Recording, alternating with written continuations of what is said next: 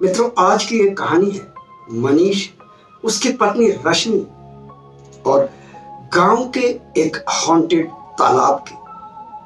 आज की ये कहानी आरंभ करने से पहले आप लोगों से छोटा सा निवेदन कि चैनल को सब्सक्राइब कर लें ताकि आपको मिलती रहें ऐसी ही अच्छी अच्छी कहानियां और घटनाएं सुनने और देखने को। आने वाली वीडियो के नोटिफिकेशन पाने के लिए आप ऑल पर जरूर प्रेस कर दें।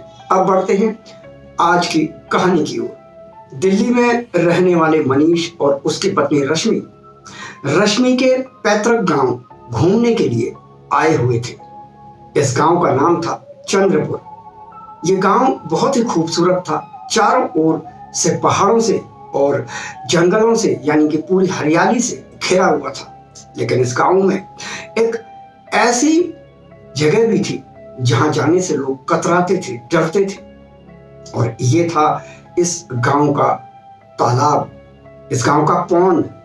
ये तालाब बहुत पुराना था, काफी बड़ा था, लेकिन बहुत ही रहस्यमय भी जाना जाता था। गांव के लोग इस तालाब को कालिया तालाब के नाम से पुकारते थे। ऐसा कहा जाता था कि सूरज ढलने के बाद अगर इस तालाब के पास कोई जाता है तो उसे एक काली परछाई दिखाई देती है, और अगर कोई इंसान उस परछाई का पीछा करने लग जाता है या उसके पीछे पीछे चलने लग जाता है तो फिर वो इंसान कभी भी लौटकर वापस नहीं आता। हालांकि मनीष इन बातों पर विश्वास नहीं किया करता था, उसे ये सब अंधविश्वास ही लगता था। पहली रात जब मनीष और रश्मि के गांव पहुंचे तो रश्मि की दादी ने इन दोनों को ही चेतावनी दी कि गांव में कहीं भी घूमना, पर शाम होने के बाद यानी सांझ जब ढल जाए, सूरज छिप जाए, उसके बाद तालाब की ओर मत जाना। रश्मि की दादी बोली, बेटा शाम होने के बाद तालाब के पास मत जाना, वहां कुछ ऐसा है जो इंसानों को अपने पास बुलाता है और फिर खींचकर ले जाता है। मनीष मुस्कुराकर बोला, दादी आज के जमाने में भला ये भूत प्रेतों की बात पर कौन विश्वास करता है। दादी ने मनीष की बात का कोई जवाब तो नहीं दिया, लेकिन दादी की आंखों में डर साफ नजर आ रहा था। अगले दिन मनीष और रश्मि गांव घूमने निकले और घूमते घूमते शाम होते होते ये उसी तालाब के पास पहुंच गए। हालांकि रश्मि ने मना भी किया, लेकिन मनीष बोला कि मैं तुम्हारे साथ हूं, फिर तुम्हें डरने की कोई जरूरत नहीं। ये सब गांव वालों की दिमागी उपज से ज्यादा और कुछ भी नहीं है। तालाब के पास जब ये लोग पहुंचे तो वहां देखा कि चारों ओर बरगद के बड़े बड़े पेड़ हैं जो वाकई बहुत क्रीपी, बहुत स्कैरी दिखाई दे रहे हैं, बहुत ही डरावने लग रहे हैं इस शाम के वातावरण में। साथ ही साथ ये तालाब खुद में इतना बड़ा था कि इसको देखकर अंदर ही अंदर इंसान के सिहरन पैदा हो जाए। शाम जैसे जैसे हो रही थी यह तालाब और भी ज्यादा डरावना नजर आ रहा था। इस तालाब का पानी बिल्कुल शांत था और इसमें आप अपना प्रतिबिंब बहुत ही आसानी से देख सकते थे। ये दोनों अभी तालाब किनारे खड़े ही थे कि अचानक रश्मि की नजर सामने गई। उसे लगा कि तालाब के बीचों बीच सफेद साड़ी पहने कोई औरत खड़ी है। उसने घबराकर मनीष का हाथ पकड़ लिया और बोली, देखो, इशारा करके बोली, देखो, वो देखो मनीष, सामने एक औरत खड़ी है। लेकिन जब मनीष ने उस तरफ देखा तो वहां पर कोई भी नहीं था। मनीष बोला, रश्मि, लगता है तुम्हारे ऊपर दादी की बातों का और गांव वालों की बातों का कुछ ज्यादा ही असर हो गया है, तभी तुम भ्रम का शिकार हो रही हो। इसके बाद दोनों वापस गांव लौट आए। खाना खाकर दोनों जल्दी ही सो गए। रात के करीब 11 बजे रश्मि की आंख खुली। आंख क्यों खुली?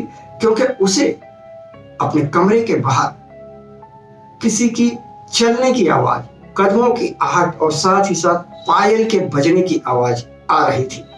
छन छन छन। ये आवाज सुनकर रश्मि की आंख तो खुल गई, लेकिन उसके अंदर एक डर भी व्याप्त था। वो खिड़की की ओर गई और खिड़की खोलकर बाहर झांक कर देखने की कोशिश की, और जो दृश्य उसने देखा उसके बाद तो उसकी चीख ही निकल गई। उसने देखा सामने वही सफेद साड़ी वाली औरत खड़ी है और उसे अपनी ओर बुला रही है। वो औरत धीरे धीरे रश्मि से दूर जा रही थी और रश्मि को अपनी ओर बुला रही थी। आओ रश्मि, आओ। ये नजारा देखकर रश्मि वहीं खिड़की के पास ही बेहोश हो गई। सुबह मनीष ने उसे खिड़की के पास बेहोश पाया तो उसे उठाया और तब रश्मि ने मनीष को रात की सारी बात बता दी। मनीष ने रश्मि की दादी को सब कुछ बताया और फिर गांव में ये बात फैलते देर नहीं लगी। तब गांव के एक बुजुर्ग ने कहा कि लगता है उसने तुम्हें देख लिया है। किसने? रश्मि चौंकी। उसी औरत ने, तालाब की उस औरत ने तुम्हें देख लिया है। फिर उस बुजुर्ग ने बताया कि आज से लगभग 40 साल पहले सुनीता नाम की एक लड़की इस गांव में रहती थी। उसकी शादी होने वाली थी, लेकिन शादी से कुछ दिन पहले ही कुछ बदमाशों ने उसके साथ उसे अगवा कर लिया, उसके साथ गलत काम किया और उसे इसी तालाब में डुबाकर मार दिया। तब से इस तालाब के आसपास सुनीता की आत्मा भटकती है। उसने अपने साथ दुष्कर्म करने वाले 4 बदमाशों को तो मार दिया, लेकिन एक बदमाश अभी भी बचा हुआ है, जिस वजह से इसकी आत्मा अभी भी इस तालाब के आसपास भटकती रहती है। मनीष मन ही मन मुस्कुरा रहा था, क्योंकि उसे यह कहानी भी गांव वालों की एक झूठी बनी बनाई कहानी लग रही थी। रात हुई, मनीष और रश्मि सोने के लिए गए, लेकिन आधी रात को मनीष की अचानक नींद खुल गई। उसे किसी की आवाज सुनाई दी, किसी औरत की आवाज। उसे लगा जैसे कोई औरत दर्द में कराह रही हो, रो रही हो। मनीष ने टॉर्च पकड़ी और टॉर्च लेकर बाहर निकल गया। उसे बाहर जाते देख रश्मि की भी अचानक से आंख खुल गई और रश्मि ने मनीष को रोकने की कोशिश की, लेकिन मनीष रुका नहीं। मनीष इस रोने की आवाज को फॉलो करता हुआ तालाब तक पहुंच गया, लेकिन तालाब के किनारे जैसे ही मनीष पहुंचा, यह आवाज आनी बंद हो गई। मनीष चारों तरफ इधर उधर देखने लगा। चारों तरफ बरगद के जो पेड़ थे वो इस वक्त रात के इस प्रहर में और भी ज्यादा खतरनाक और डरावने लग रहे थे और ये तालाब बहुत ही ज्यादा खौफनाक नजर आ रहा था। चारों तरफ भयंकर सन्नाटा था। तभी उसने पानी में देखा।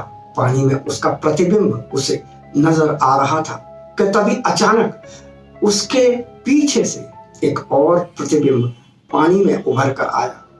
एक औरत का चेहरा, एक बिल्कुल सड़ा गला चेहरा, और उस चेहरे पर छाई एक भयानक मुस्कान। मनीष एकदम से पीछे मुड़ा, लेकिन उसके पीछे कोई नहीं था। उसने दोबारा पानी के अंदर जब झांका तो पानी में वही औरत खड़ी थी। ये देखकर मनीष बुरी तरह से डर गया और दौड़ते हुए वापस अपने घर की ओर लौटा। लेकिन ये सोचकर कि सब उसकी हंसी उड़ाएंगे, उसने किसी भी व्यक्ति को, इवन अपनी पत्नी रश्मि को भी इस बारे में कुछ नहीं बताया। लेकिन अब घर में कुछ अजीब अजीब सी वारदातें, घटनाएं देखने को मिल रही थी। जैसे कभी घर के बाहर गीले पैरों के निशान दिखाई देते, कभी मिट्टी और कीचड़ से सने हुए पैरों के निशान नजर आते, और कभी कभी कमरे के आसपास ऐसी बदबू फैलती जैसे कि तालाब किनारे बदबू आया करती थी। यूं ही दिन बीत रहे थे कि एक रात अचानक से रश्मि की आंख खुलती है और रश्मि देखती है कि मनीष अपने बिस्तर पर नहीं है। दरवाजा खुला हुआ था और बाहर गीले पैरों के निशान बने हुए थे। रश्मि को समझते देर न लगी कि मनीष फिर से तालाब की ओर गया है, और इस बार रश्मि खुद तालाब की ओर चल पड़ी। तालाब के पास पहुंचकर रश्मि का दिल दहल गया, क्योंकि जो मंजर उसके सामने था उसकी वो कल्पना भी नहीं कर सकती थी। मनीष तालाब के बीचों बीच खड़ा था। इतनी गहराई उस तालाब की थी, वो तालाब इतना गहरा था, बीचों बीच तो इतना गहरा था कि उसके बीच में कोई इंसान खड़ा रह ही नहीं सकता था। मनीष के साथ साथ वही औरत भी रश्मि को दिखाई दी, जो मनीष के साथ ही खड़ी थी। रश्मि कुछ बोल पाती उससे पहले ही तालाब वाली वो औरत बोली, अब ये मेरा है, वापस चली जाओ। रश्मि रोते चिल्लाते चीखते हुए गांव की तरफ भागी। गांव वालों ने एक बूढ़े तांत्रिक को, जो कि उसी गांव में रहता था, उसे तुरंत बुलवाया और ये सब लोग तालाब की ओर चल पड़े। तांत्रिक ने वहां पहुंचते ही ज्यादा देर न करते हुए मंत्रों का आह्वान शुरू कर दिया और ऐसा करने से तालाब के पानी में एक उफान सा आना शुरू हो गया। और ऐसा करते हुए अभी थोड़ी ही देर बीती थी कि वो सफेद साड़ी वाली औरत यानी कि सुनीता की आत्मा उस तालाब से बाहर निकली और जोर से चीखने लगी। इस चीख से पूरा गांव जैसे दहल गया था।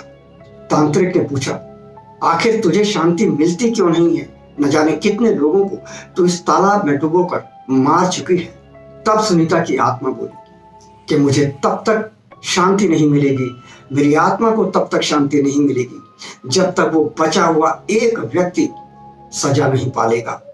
और वो व्यक्ति इसी गांव में है, अभी भी मौजूद है, जिंदा है।